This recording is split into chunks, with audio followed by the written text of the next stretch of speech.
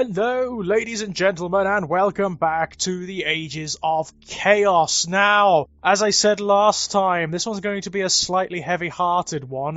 We do like, in the Fluffenhammer, we do like to keep things enthusiastic, we do like to keep things positive. Now, before we get on to the transition from 2nd Ed 40k to 3rd Ed 40k, and therefore the 3rd Ed Chaos Codex, which, well, you'll see. There is something we need to talk about in Fantasy Battle, because there was yet another Realms of Chaos boxed set.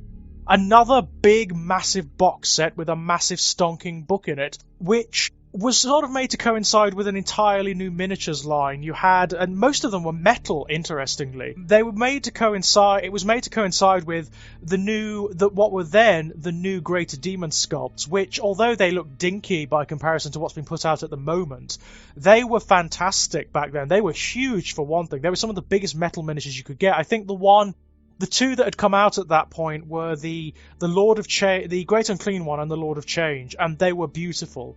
I mean, they look a bit old hat now, but they were absolutely stunning. You also had, for the first time, metal demon princes. You had there hadn't actually ever been a miniature for demon princes up until that point, not a standardized miniature. But back then there was a blister pack that had a sort of multi-part metal demon prince in it. You had metal Nerglings, you had command options released for the various demons for the first time. So you didn't just have regiments of demons anymore. You had demon champions, you had demon standard bearers and demon musicians and things like that, which have remained standard. I mean, you have that. Now that's just part of how demons work, but back then it wasn't. That was the first time it was introduced. Now, the box itself is really interesting. It's actually a really good box set. It's a very good book, and it moves the story of Chaos on significantly in the old world. The book contains no special characters at all. None whatsoever, which was really rare at the time. Instead, what they did, because there were so many Chaos characters, because Chaos, what they standardized in this book was the fact that Chaos was made out of detachments. So the way it worked was you could take demon detachments, which were led by either a demon prince or a greater demon. You could take mortal detachments, which were led by champion sorcerers and consisted of Chaos warriors or whatever. Or you could take beast detachments, which largely consisted of beastmen, dragon ogres, trolls, that kind of thing. Or you could mix and match them all together.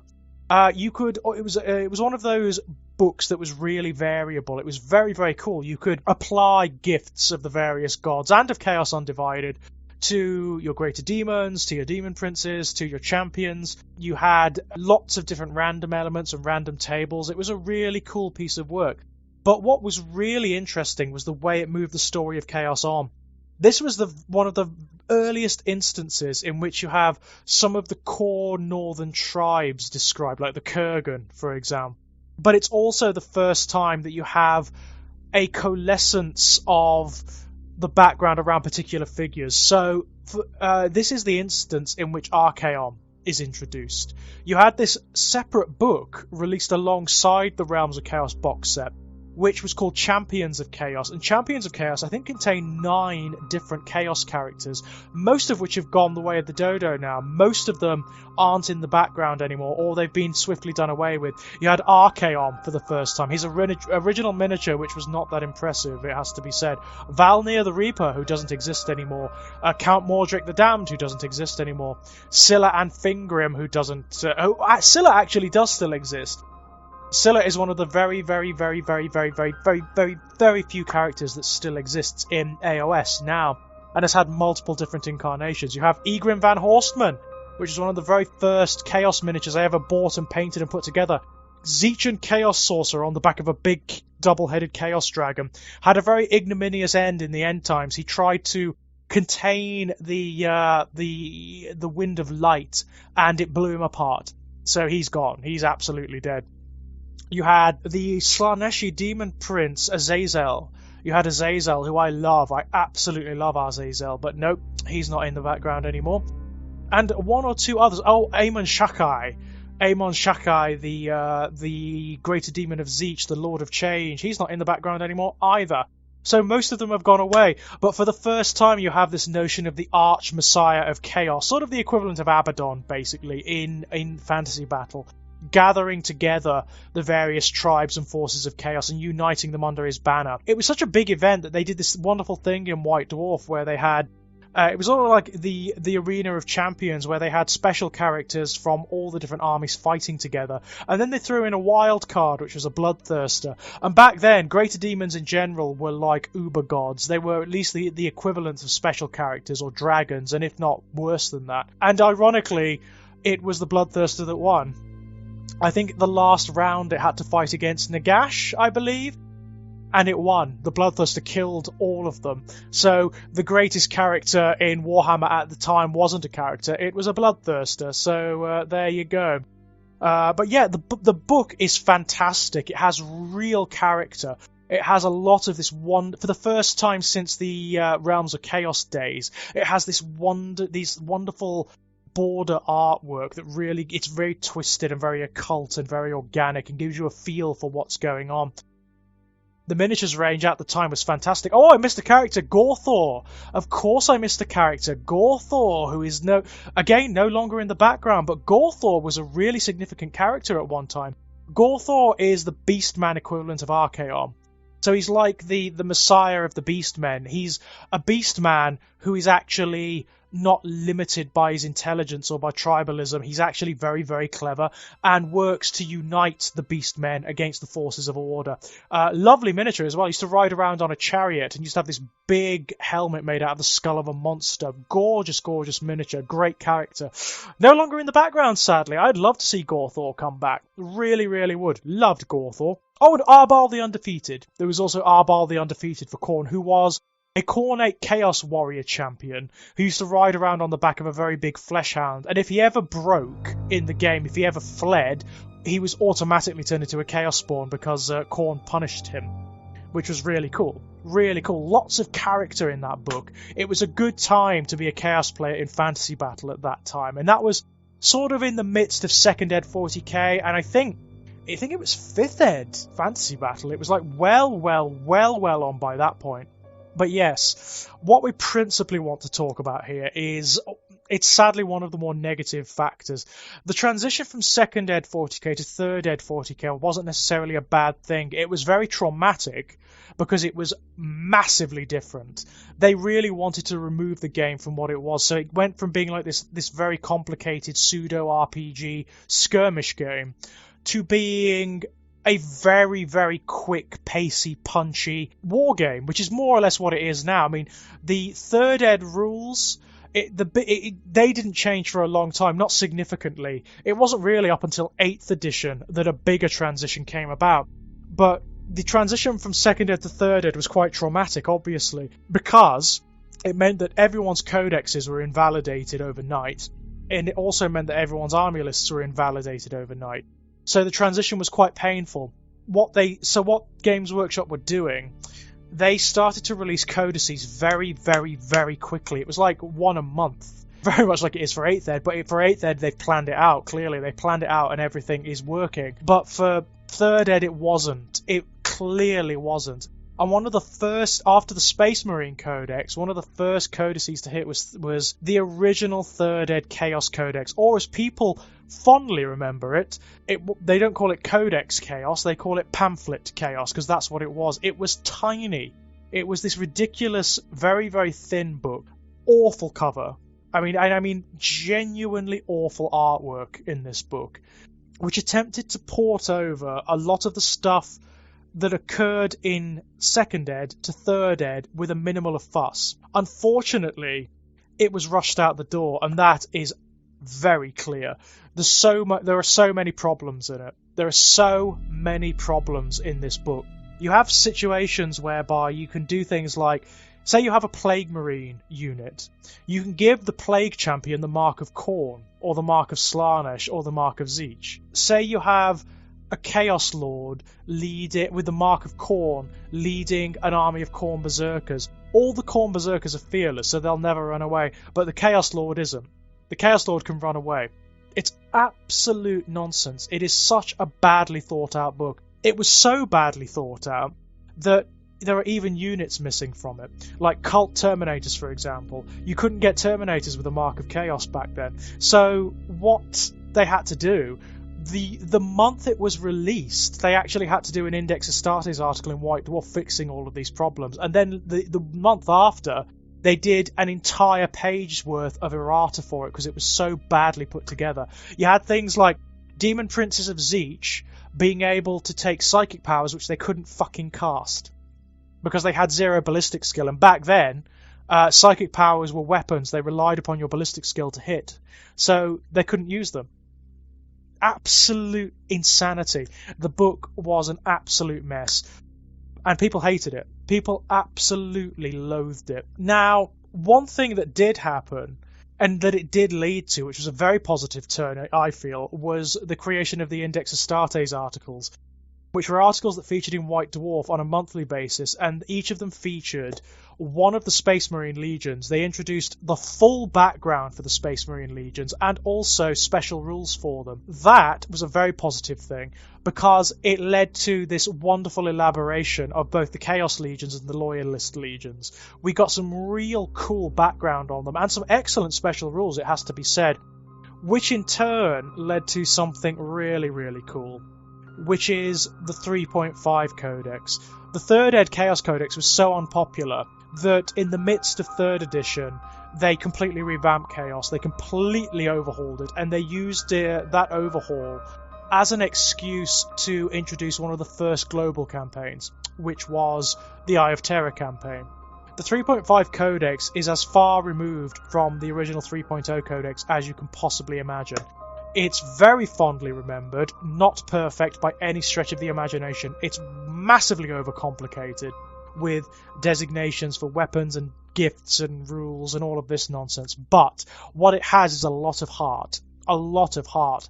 It actually feels, although it's much thinner, it actually feels more like the Realms of Chaos books in terms of the amount of customization you can get out of it. It's a really cool book. And was a very, very, very, very high point indeed for Chaos players. Chaos players still love it. Still absolutely love it. Because it crystallized a lot of notions. It was really built around the Black Legion and around Abaddon the Despoiler. You really, apart from the supplementary army lists for the different cults and for the different legions, all of which are included in the Codex, by the way, it's really, the core army list is built around the Black Legion. And that's very, very evident. It's very overt.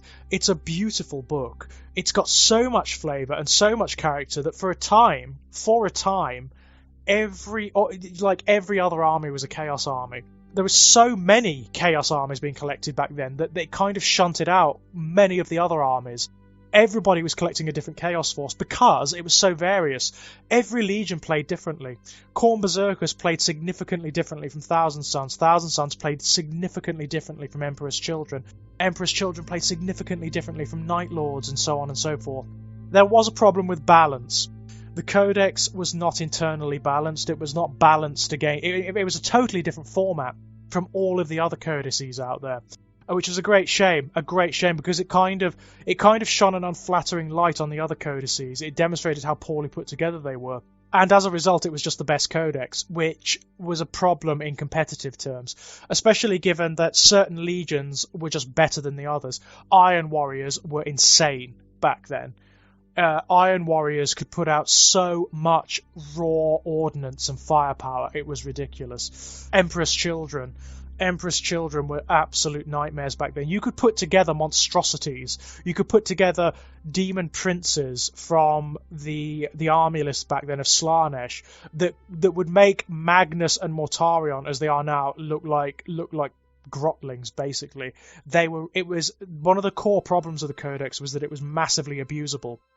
But one of its benefits was that it just delved so deeply into the lore of the Chaos Space Marines, and it really it entrenched and enshrined this notion that they are ancient. These guys have been fighting for so long, and that they even like the new recruits, like the renegades and whatnot, they have been. Every waking moment is combat. It's competition. It's a kind of Darwinian tribalism.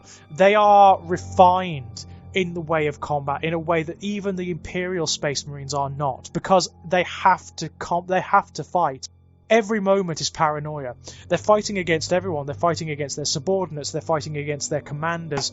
They are trying to establish themselves in this condition where only the most ruthless and capable survive.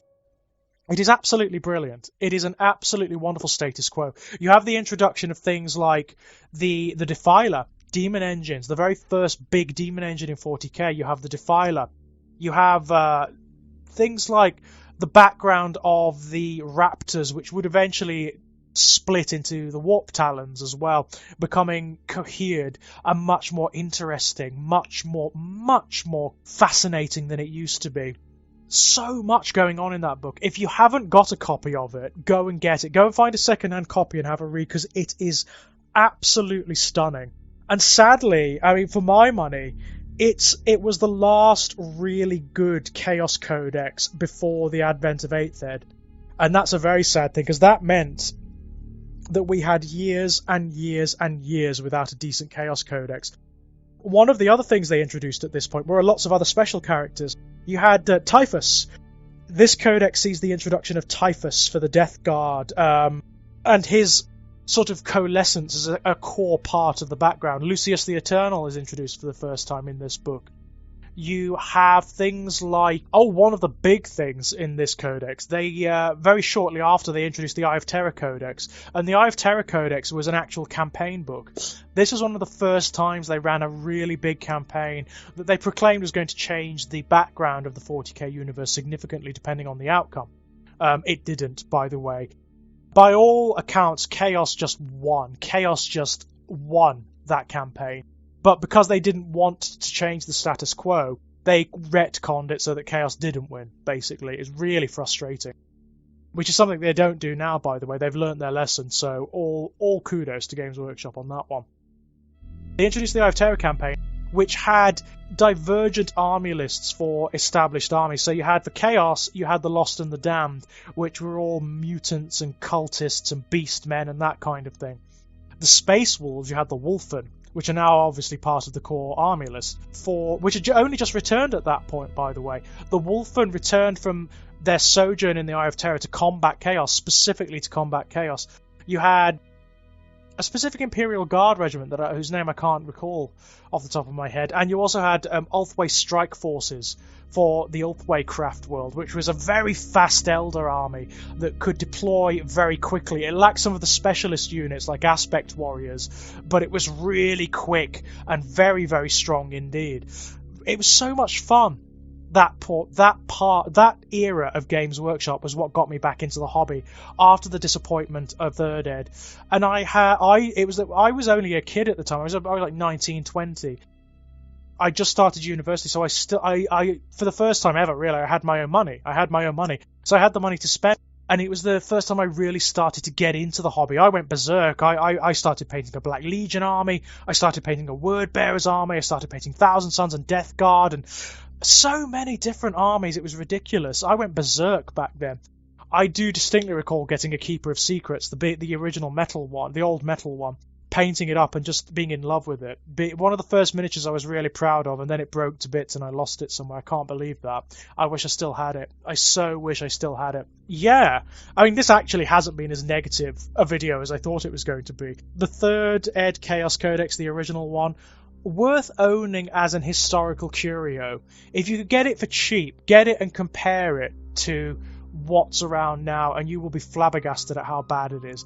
By contrast, pick up the 3.5 Codex and you'll think, wow, that is a stunner. That's an absolutely stunning piece of work. Sadly, as we'll explore in the next video, and the next video is going to probably be the most negative in this entire run, so prepare yourselves. It may even be a bit of a rant, to be honest. It may be a bit of a rant. What they did following the 3.5 Codex, because the 3.5 Codex was so dominant, rather than rewrite the other codices to bring them up to its level, they actually completely gutted Chaos for the next Codex, and I mean gutted it. You have no idea. Next time, we'll explore Codex Chaos Space Marines 4.0 and Codex Chaos Demons. It's going to be fun. It's going to be a rant, I guarantee you. So, until next time, ladies and gents, bye-bye!